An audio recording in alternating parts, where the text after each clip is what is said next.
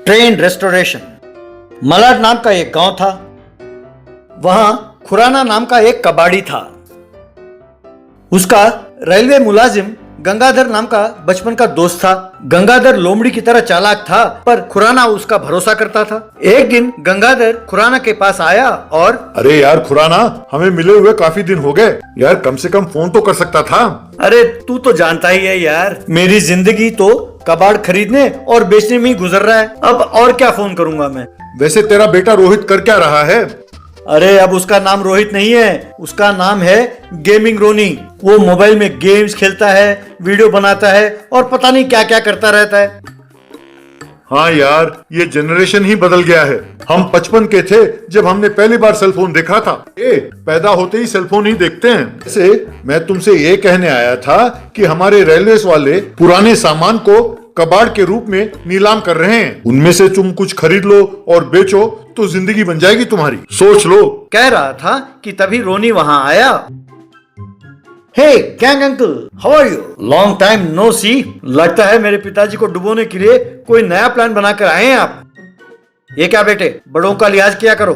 Gang क्या होता है? गैंग खाल उधेड़ दूंगा। देखिए डैड, मैं इंसान को देखकर पहचान जाता हूँ कि वो कैसा आदमी है। मैं जब भी अंकल को देखता हूँ, पता नहीं मुझे क्यों लोमड़ी नजर आता है। अरे बेटा, जो हुआ उसे भूल जाओ।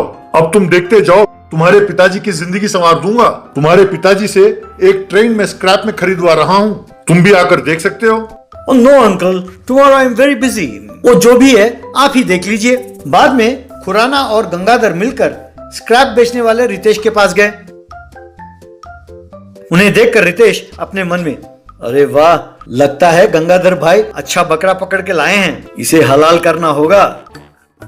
आओ गंगाधर भाई, क्या हुआ, रास्ता कैसे भूल गए? अरे कुछ नहीं भैया, ये मेरा खास दोस्त है। एक ऐसा ट्रेन दिखाओ जिसे बेचकर इसे काफी लाभ हो।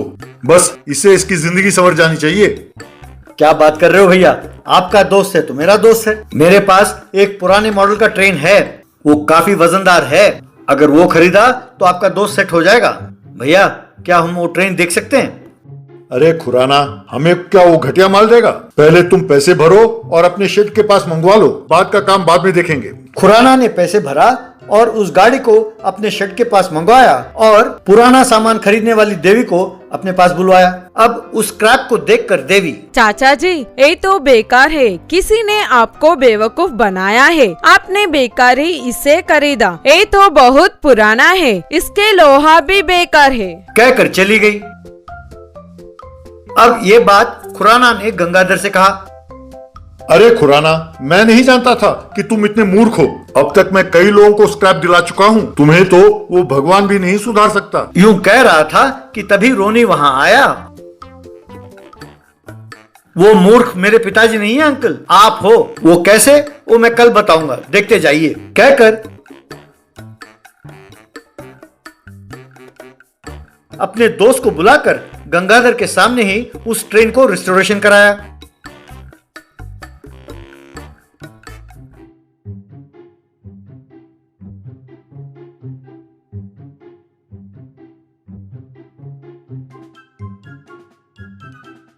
अब उसे देखकर रोनी का दोस्त पप्पू, अरे यार रोनी, अब इससे तुम्हारी किस्मत बदलने वाली है। ये हमारे दादा परदादा के जमाने का ट्रेन है। मूर्ख हैं, इसकी कीमत नहीं जानते, इसीलिए इसे कबाड़ में बेचा है। अगर इसे तुम नीलाम करोगे तो कम से कम 100 करोड़ मिलेगा। ये खबर फैलते फैलते रेलवे अधिकारियों के कान में पहुंची।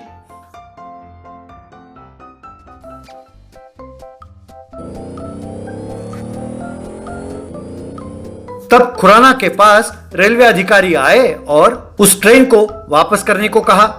सर, हमने इसे ऑफिशियली खरीदा है, हमारे पास रसीद है। यकीन ना हो तो यहीं खड़े गंगाधर जी से पूछ लीजिए। वैसे आप यूं हमें धमका नहीं सकते, अगर आप चाहें तो नीलाम में खरीद लीजिए। अब नीलाम की क्या जरूरत है बेटा? हमारे कर्मचारी इसकी कीमत जाने बिना इसे रद्दी में बेच दिया। हम तुम्हें 25 करोड़ देंगे, आप हमें ही दे दो, नहीं तो हमारी नौकरी चली जाएगी बेटा। प्लीज बेटा, जरा सोच लो। तब रोनी और खुराना खुशी खुशी मान गए। वस्तु की कीमत जाने बिना कबाड़ में बेचने के लिए रेलवे वालों ने रितेश और गंगाधर को सस्पेंड किया। JCB swimming pool. दरियागंज नाम के एक गांव में गहलावत नाम का एक व्यापारी रहता था। वो जो भी धंधा करता था वो उसे रास नहीं आती थी। एक दिन अपनी कुंडली ले जाकर एक पंडित को दिखाकर, पंडित जी मेरे कुंडली देखकर बताना, मैं कोई भी काम करता हूँ तो वो रास क्यों नहीं आता, सब में नुकसान ही नुकसान होता है, जिसमें भी हाथ डालो तो वो जलकर राख हो जाता है, मेरा हाथ जल जाता है। क्या कोई ऐसा धंधा है जो मेरे कुंडली के लिए ठीक हो? है तो जरा बताइए, मैं वही धंधा करूंगा। अब मैं अपना दिमाग का प्रयोग नहीं करूंगा। तुम्हारी कुंडली अमरूद की तरह मीठा है, पर उसे ये ग्रह तोते की तरह चोंच मार रहे हैं। तुम यदि पानी से जुड़े कोई धंधा करोगे तो पैसों की वर्षा होगी।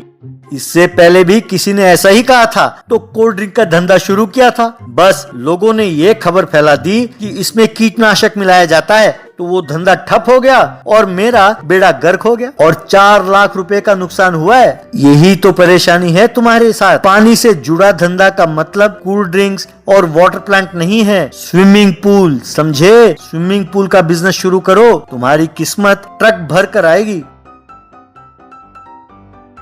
ओहो, स्विमिंग पूल, तो फिर ठीक है, समझ गया, अभी जाकर शुरू करता हूँ, कहकर जाने लगा तो पंडित जी ने उसे रोका और बस पूरी बात ना सुनकर प्लग में उंगली डालोगे तो शॉक लगेगा और मरोगे। पहले पूरी बात सुनो। तुम स्विमिंग पूल का बिजनेस करो, पर वो स्विमिंग पूल जमीन पर नहीं होना चाहिए, हवा में होना चाहिए। ये सुनकर गहलावत अवाक रह गया। क्यों पंडित जी, क्या आपको मैं बेवकूफ नजर आता हूँ? हवा में पूल कैसे बनेगा? किसी से कहूँगा तो वो पूछेगा कि किस बेवकूफ ने तुम्हें ये सलाह दी है। कोई और आइडिया हो तो बताइए, नहीं तो मेरे पैसे वापस कीजिए। बच्चा, अब मैं समझा कि तुमने इतने सारे बिजनेस किए पर क्यों सफल नहीं हुए। तुम कोई भी बात पूरी तरह से आराम से सुनना ही नहीं चाहते। हवा में स्विमिंग पूल का मतलब आसमान में या बादलों में नहीं, इसका मतलब है कि वो जमीन से लगा हुआ नहीं होना चाहिए। ऐसा एक स्विमिंग पूल बनाओ। अब ये फिर हवा में कैसा खड़ा होगा? जैसे फालतू सवाल अपने इस सड़े हुए मुंह उठाए हुए आकर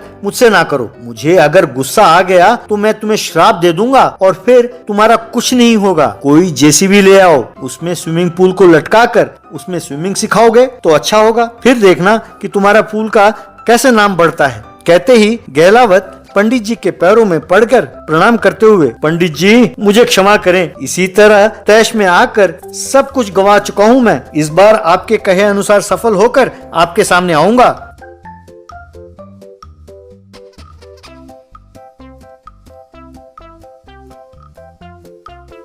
यूं पंडित जी के सलाह अनुसार जेसीबी से लटकने वाले स्विमिंग पूल का बिजनेस शुरू किया। लोग उस अजीब से स्विमिंग पूल को देखने के लिए भारी मात्रा में आने लगे।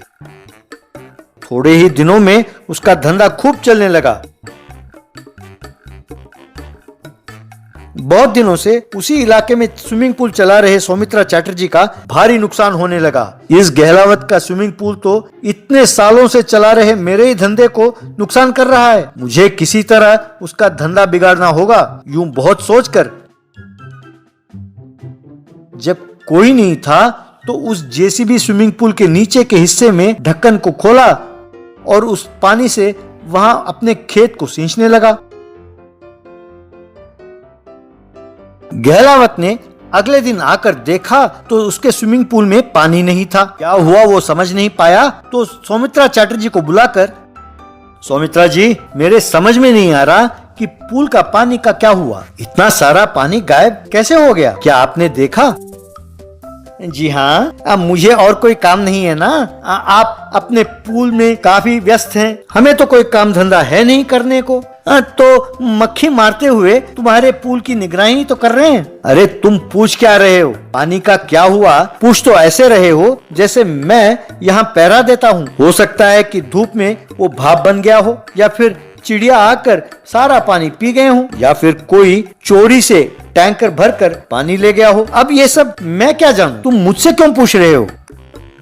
पता नहीं, आपकी बातों पर मुझे विश्वास नहीं होता, पर वो जो आखिर में आपने कहा कि कोई चोर पानी ले गया होगा, मुझे भी ऐसा ही लगता है। देखते हैं, आज मैं यहीं पहरा दूंगा और पता लगाऊंगा कि वो चोर कौन है। यूं कहकर उस दिन पूरा पानी भरकर रात को वो वहीं पहरा देते हुए सो गया। उसके सोते ही चैटर्जी पूल के नीचे गया और ढक्कन खोलकर उस पानी को अपने खेत में भेजने लगा। फिर से पूल खाली हो गया।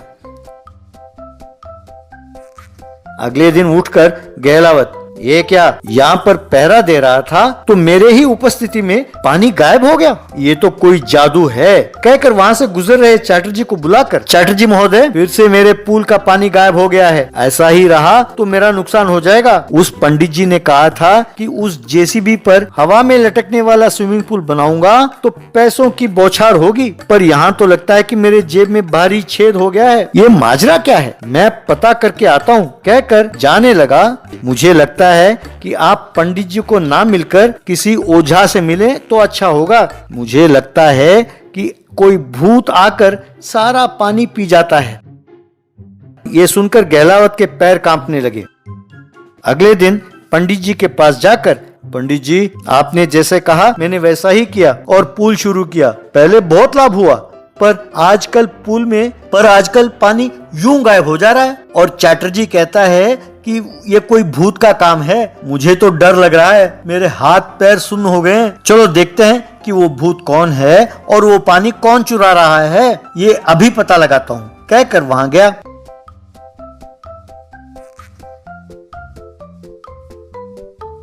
दोनों दूर खड़े होकर देख रहे थे तो चैटर्जी पूल का ढक्कन खोलकर पानी को अपने खेत में भेज रहा था। गहलावत दौड़ता हुआ गया और चैटर्जी को पकड़कर खूब मारा। अरे गलती हो गई गहलावत जी, गलती हो गई, मैं आपकी तरक्की से जल रहा था, मुझे माफ कीजिए, कहकर उसके पैर पकड़ने लगा तो उसे छोड़ दिया। तब से उसका जेसीबी स्विमिंग पूल का बिजनेस बहुत बढ़िया चलने लगा।